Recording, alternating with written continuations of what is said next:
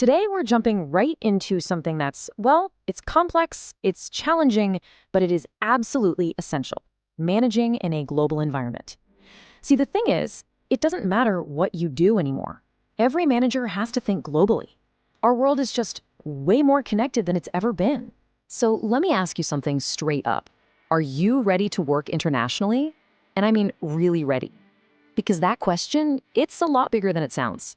In this borderless world we live in, the stakes for getting it right and getting it wrong, they are just incredibly high. Okay, if you don't believe me, just look at this list. These are some of the biggest companies on the planet, and these are some of their biggest blunders. You've got McDonald's, right? They launch in India and offer beef burgers, completely missing the fact that cows are sacred in Hinduism. Whoops. Or how about a baby food company that puts a cute picture of a baby on its label in Africa, not realizing that in many places there, the label shows what's inside the jar. Yeah, not good. And then there's Walmart. They go into Germany with their classic American-style welcome to Walmart graders and bagging everyone's groceries. But the German shoppers, they found the friendliness, well, kind of creepy, and they definitely didn't want strangers touching their stuff.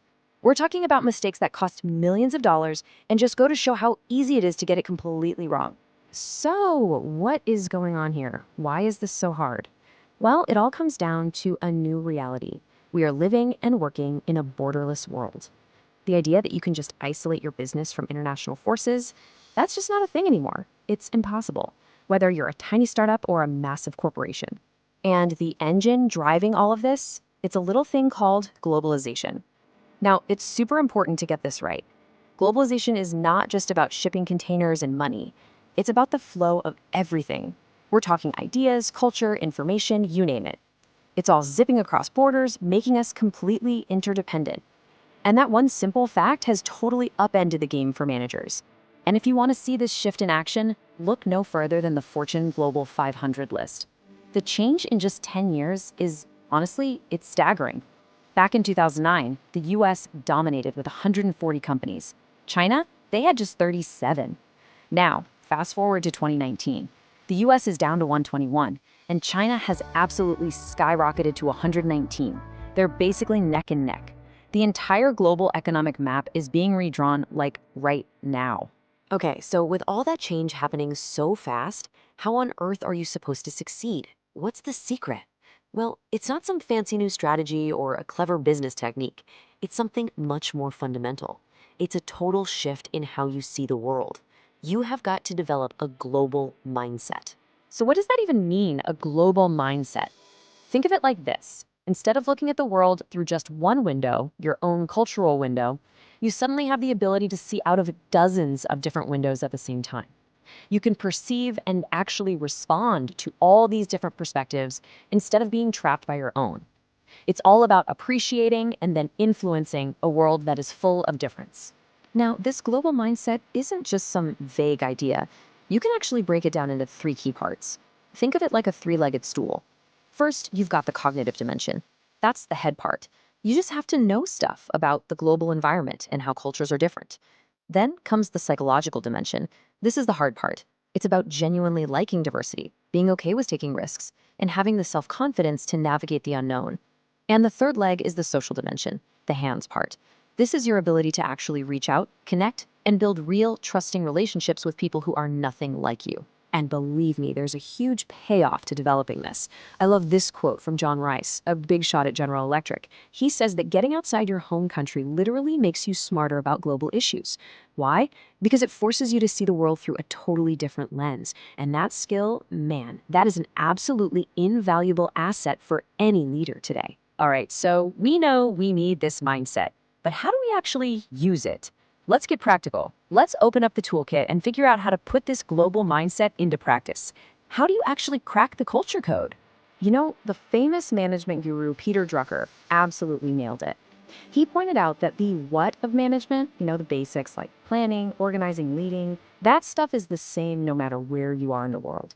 But the how, the how you do it effectively, that is 100% dependent on the culture you find yourself in. And one of the absolute best tools for understanding that how is something called Hofstede's framework. It gives us a language to talk about and compare cultural values. So for example, take power distance. In a place with high power distance, like Malaysia, people just accept that there's a hierarchy. The boss is the boss. But in a low power distance country like Denmark, people expect way more equality. Or think about individualism versus collectivism. Is society all about me, like it often is in the US? Or is it all about we, the group, like you'd find in China? Getting a handle on these deep-seated values is, well, it's everything. And you know where this stuff gets really tricky? Communication. This is probably the #1 source of misunderstandings. See, in what we call low-context cultures, think North America or Germany, we're super direct. Words mean what they mean. Simple. But in high-context cultures, like Japan or many Arab countries, most of the meaning isn't in the words at all. It's in the context, the nonverbal cues, the relationship. A yes might not mean yes, I agree. It could just mean, yes, I am listening to you. You can see how that's a massive tripwire for any manager, right? And nothing illustrates this better than a couple of old sayings. In the US, we say, the squeaky wheel gets the grease. What does that mean? Speak up, make some noise. That's how you get what you want. But in Japan, they have a saying that's the complete opposite. The nail that sticks up gets hammered down, meaning don't stand out, fit in. The harmony of the group is what matters most. Those two simple phrases, they reveal two completely different universes when it comes to the role of an individual. Okay, so you've got this cultural toolkit in your back pocket. Now let's talk about the big leap. How do companies actually go from being local to being global? Well, there are a few common ways to do it, kind of like steps on a ladder, each with a bit more risk and investment. The first step, the lowest risk, is exporting. You just make your stuff at home and ship it somewhere else. Easy enough. The next step up might be global outsourcing, sometimes called offshoring, where you go find cheaper labor or materials in another country. But a really powerful strategy, a huge leap, is forming partnerships. This is where you create something like a joint venture, teaming up with a company in that country. You share the costs, you share the risks, and, this is the most important part, you share their local, on-the-ground knowledge. And you want a perfect example of this in action? Look at Starbucks. When they decided to take on China, they knew they couldn't just barge in. So what do? They partnered with 3 different local companies to help them navigate the huge cultural differences from one region to another. Same thing in India. They created a joint venture with the massive Tata Group. These local partners were absolutely essential.